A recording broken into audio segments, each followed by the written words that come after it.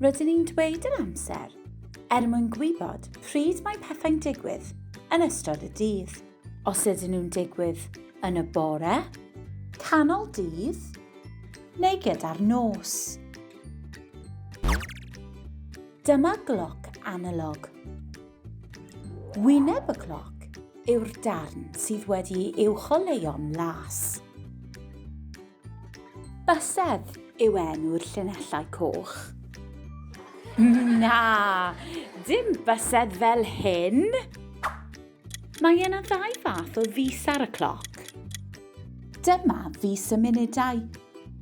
Y bus munudau yw'r bus hiraf. Y math arall yw'r bus awr. Mae'r bus yma yn dweud wrthym pa awr yw hi.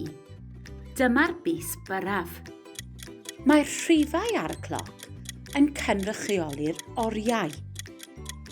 Edrychwch ar fis y munudau'n symud yn gyflym o gwmpas y cloc.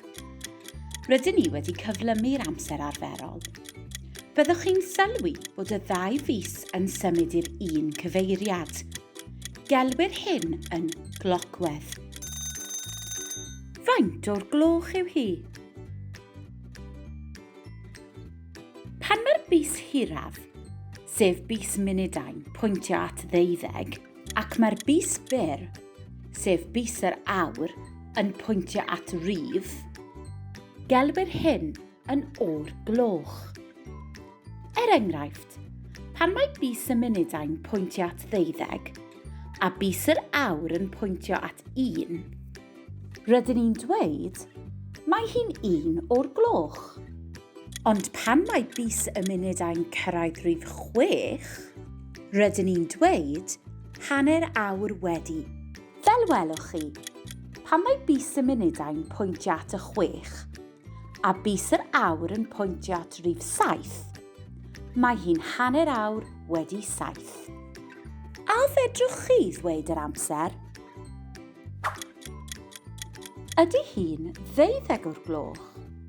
3 o'r gloch, neu hanner awr wedi 3. Dydy hi ddim yn hanner awr wedi 3. Mae hi'n 3 o'r gloch. Faint o'r gloch yw hi nawr? Ydy hi'n 10 o'r gloch, hanner awr wedi 12, neu 12 o'r gloch? Dydy hi ddim yn hanner awr wedi 12. Cliw. Edrychwch ar ble mae bus y munudau'n pwyntio.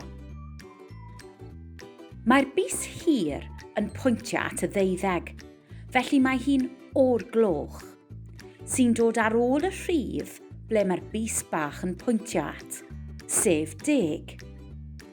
Mae hi'n 10 o'r gloch. Faint o'r gloch yw hi nawr? Ydy hi'n hanner awr wedi 6, 4 o'r gloch, neu hanner awr wedi 4? Dydy hi ddim yn 4 o'r gloch, achos dydy bus y munudau ddim yn pwyntio at y 12. Dydy hi ddim yn hanner awr wedi 6, neu bydda'r ddau fus yn pwyntio at 6. Mae'n hanner awr wedi 4. Da iawn! Cadwch olwg am ein fideos eraill am fwy o gyfleoedd i gefnogi'ch dysgu.